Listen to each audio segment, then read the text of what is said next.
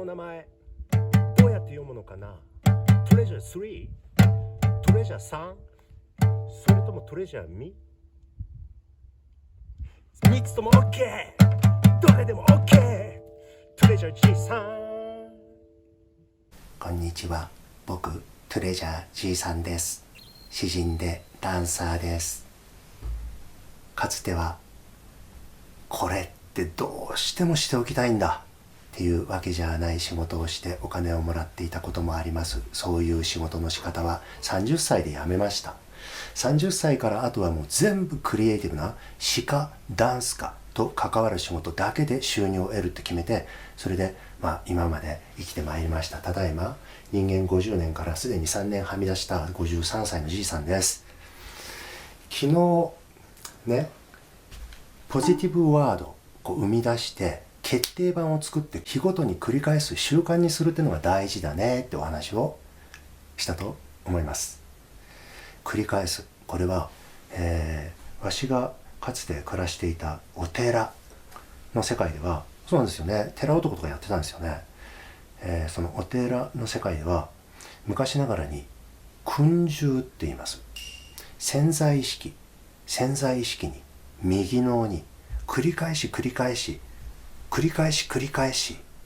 声にして出し続けた言葉が香りが炊き込められて習いとなっていく訓従。その言葉が香りとなってね、染みついてくる、身についてくる、身の中に染みついて定着するんですね。訓従って言います。潜在意識に定着する、つまり本音になるんです。繰り返し言っている言葉がその人の本音になる、あるいは本音を生み出す源になるんですね。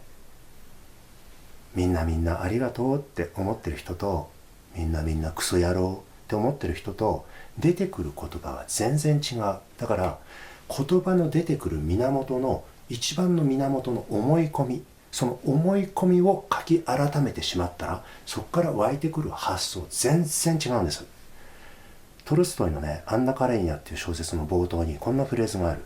幸せな家庭っていうのはどこも似通ったようなもんだ。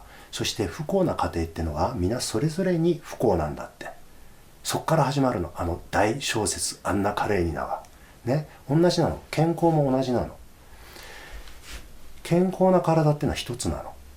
健康っていうのはどれも似通ったようなもんなの。そして病み方、病気のあり方、病気っていうのはもう無限にいろいろあるのでしょ。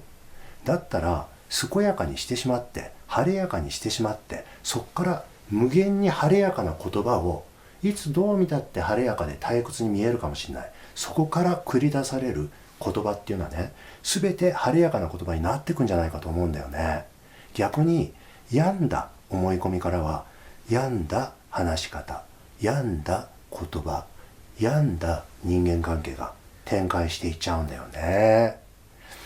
訓従する、繰り返して魂のレベルまで、魂って言葉がちょっと曖昧で困っちゃうんだったらね、潜在意識のレベルまでね、わしらが普段考え、こうやって頭を使っていることっていうのは氷山の一角。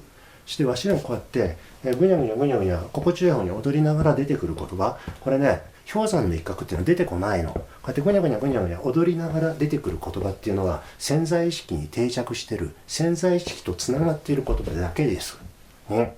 だからこうやってぐにゃぐにゃ心地よい方に踊りながら話してもらうとすぐバレる。その人は魂の底っていうか命の底から言っているのか、それとも頭でっかちにどっかからいただいた情報をここからただ流しているだけなのかみたいなね。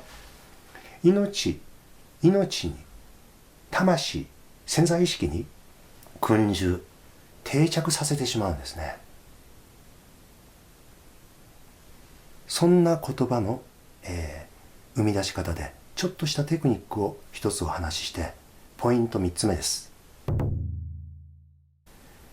ポイント3つ目お話しして終わりにしようと思います。それは文章の終わり、語尾っていうのとちょっと違うかな。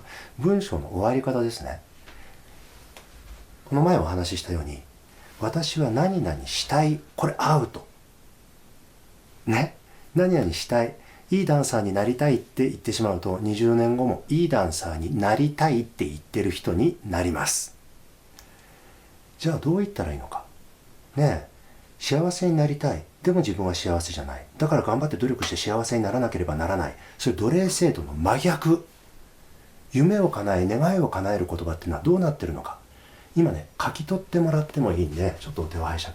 よかったらこう何度か巻き戻して見てもらうのでもいいので、聞いてもらうのでもいいのでね、覚えておいてもらえたらなって思うのは、思い出してもらえたらなって思うのは、基本、なんとかです言い切ってしまうこと。現在進行形で幸せな暮らしを楽しんでいるって、何々しているって現在進行形で言い切るの。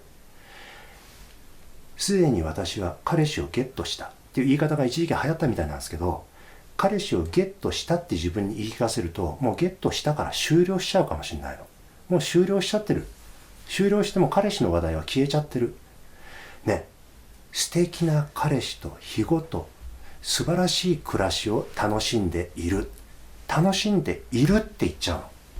これね、いるっていう現在進行形でポジティブフレーズ作ります。その何々しているって現在進行形は3つ他に言い方がある。この3つを覚えていただけたら嬉しいです。まず、日ごと幸せになっている。だんだんそうなっているって言い方。I'm becoming って言ったらいいのかな、英語で。こうなっている。なっている最中なの。ますます幸せになっているみたいな言い方もある。ね。こう幸せが、豊かさが、健やかさが増していくの。幸せっていう実感が、幸せだと思える事柄が増していくの。なっている。一つね。それから二つ目。楽しんでいる。日ごとこんなに楽しく豊かな暮らしをみんなで楽しんでいる。エンジョイしてるってつけちゃうの。ね。これコツです。楽しんでいる。だって楽しみたいわけでしょ。ね。楽しみたいわけでしょ。だったら文章の後、楽しんでいる。これおすすめです。あとね、わしのばあちゃんがね、よくわしに言ってただよ。ね。あれ、わし自己紹介しましたよね。ばあちゃんに育てられていたんです。ばあちゃん子なんですね。でばあちゃんがよくね、ポロッポロッと言ったのね、おめえは生まれつき賢いで。おめえは生まれつき恵まれてるで。だって大丈夫だわい。恵まれているって言ったの。生まれつき恵まれているってわしを定義してくれたの。だからわしは言われた通りにそう思い込んだの。恵まれてるんです。恵まれてるんです。そう。3つ目は、恵まれている。これ、あらかじめ恵まれてるの、本当に。遺伝子的には。あとはその遺伝子に与えられた力をスイッチオンにして開くかどうかなの。あらかじめ、こんな幸せな暮らしに恵まれてるの。そう思ってみるとね、幸せなことがたくさん、すでに幸せなんだよ。すでに幸せで恵まれているんだよ。だから、すでに幸せで恵まれてるって思えるから、いろんな幸せを発見できる。そして、きっとその幸せが波及していく。周りの人たちもちょっとだけ幸せな気持ちになっちゃうかもしれない。特にわしが何かしなくてもね、一緒にいるだけで、わしがずっとこう、幸せに恵まれているなって思っていたら、ね、そういう人のそばにいたらどうですか？映るでしょ？脳波が。幸せオーラ、幸せ脳波が。ね。文の終わりは今言ったようにですね、何々している。それは3つに分かれます。こうなっている。こういうことを楽しんでいる。こういうことに恵まれている。ぜひ試してみましょう。コツです。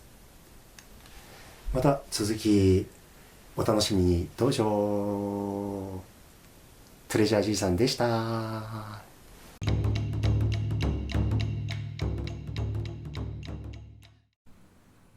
フレーズを作る時の文章の最後の楽しいとか恵まれてるって、あれいいっすよね。ね、あれなかなかね、誰だってね、やっぱり楽しみたいんだわ。そうっすよね。そうね、恵まれている。でやっぱり誰でも自分は恵まれているって思いたくて、それでいろいろ行動しちゃったりとか、ついうっかり何かを、うんついうっかりいろんな余計なこととかもしてしまったりするんじゃないかと思うよね。うんうんだからその恵まれているフレーズっていうのはどんなことにでも恵まれているでフレーズにできるって私気がついたんよ。お例えばこう心にゆとりが欲しい人、うん心のゆとりに恵まれているできましたね。うん、で時間がないとか言って時間がないって定義してる人その定義をやめて時間のゆとりに恵まれているって言って、うん、いいっすね。でやっぱりリズムがあった方がいいからね。うんそれからこうなんか自分はなかなか友達ができなくてとか呪わなくていいからそういうのね気の合う仲間に恵まれているって言ったらいいうん、でしょ。リズムいいっすね。うんすごい。その方がねリズムが合う方がこうノリノリの方がこういろんな言い方でうんこう楽しめるからね。うん、それからさ、はいご飯って結構大事なんだよ。ご飯ですね。はいそれはまあ当たり前でしょね。美味しい海幸山幸に今日も恵まれているみたいな。海幸山幸のごちそうってことだよね。海の幸、山の幸、ちょっとのイメージが広がるみたいな。うん、それからこうウェルシーっていうことで言ったら、はいね、なんかお金稼ぐために頑張って働かなきゃなとかそう奴隷ごっこをしているよりは、うん程よい富に恵まれている。いいっすね。トミか。そのウェルシーの他にヘルシーがあるね。なんかお医者さんからこういう病気だって言われたとか言って自分を病気で定義しちゃう人とかいるわね。うんあれとってももったいない呪いなんで仕方がないんですね。病名言わないとしょうがないので、うん相手が症状何か訴えかけているからそこにネーミングしてあげる必要があるので、そのネーミングを自分にひっつけて自分ってこういう症状だって定義する人たちいるわね。そういう定義全部いらないんで健やかな心と体に恵まれているって言ったらいい。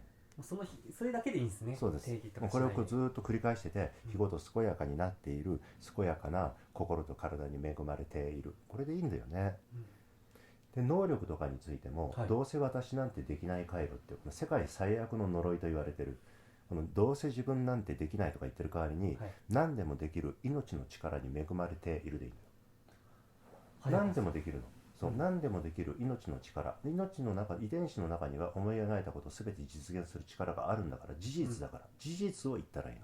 何でもできる命の力に恵まれている。生きてんでしょ。うんそれからこう能力っていうことで言ったらさ、はい誰でもこう直感力だとか、うんこうウィズダムみたいな、ウィズダムわかるね、知恵知恵ですね。みたいなのあるでしょ。知識より知恵だよね。頭に詰め込んでる知識よりもこう知識をはるかに上回る、はいさっとこう湧いてくるひらめきと物事をうまく展開させる知恵だよね。知識を使いこなす知恵だよね。そしたらひらめきと知恵に恵まれている、これでいいんだよ。ああ、知識とかじゃないですね、もそこにいろいろ肉付けしたらいいんだよね。どんなことでも解決できるひらめきと知恵に恵まれている、いいんじゃないこれ。でももうなんかその能力っていうことで言ったらさ、う。はい。こう思うがままに物事を動かす力に恵まれているのがさ思うがままに動かせるんだからね。それも事実ですもんね。事実です。その通りです。遺伝子の力を開いてしまったら事実です。その辺は気になる方は村上和夫先生、分子生物学者の村上和夫先生の本など読んでいただけるとよろしいかと思いますでね、まあこう例えばお仕事なんてのも、はい。もう仕事頑張らなきゃなとか頑張らなきゃとか言っている、そういうゆとりがあったらもうさっさとフレーズ作ってね、はい。世の中みんなの役立って世の中みんなに役立ってしっくりと夢中になれる天職に日ごと恵まれているとか、こういうのをラップみたいですね。なんかそのラップみたいにノリがいい言葉で生み出す方がいいね、うんあんまりややこしい難しい言葉とか使わないで、今のもう一度言うとね、はい。世の中みんなに役立ってしっくりって大事だからね、しっくりと夢中になれる天職に日ごと恵まれているね。いいっすね天職ですよ。天職に恵まれるかどうかだから、うんあんまりいつまでもねアルバイトだとかねパートタイムだとかねお金を稼ぐための仕事とかしてる場合じゃないと思うんだよね。でお金を稼ぐための仕事で私はこう世間について知ることができた、職場の仲間たちと人間関係について学ぶことができたとか言い訳してんじゃねえよ的な言い訳しててもしょうがねえんだから、もっとそのはい自分の夢そのものズバリの天職みたいな仕事、まさに天職な仕事をしたら、うんもっともっと人間関係に恵まれてるし、もっともっと自分の力と直結したうん世界について直結した感じでこういろいろ知ることができるんじゃないかと思いますのでね、うんその妥協して言い訳しててもしょうがないから、最上級をこう誠のりとでは目指してしまうのがいいのではないかといいです。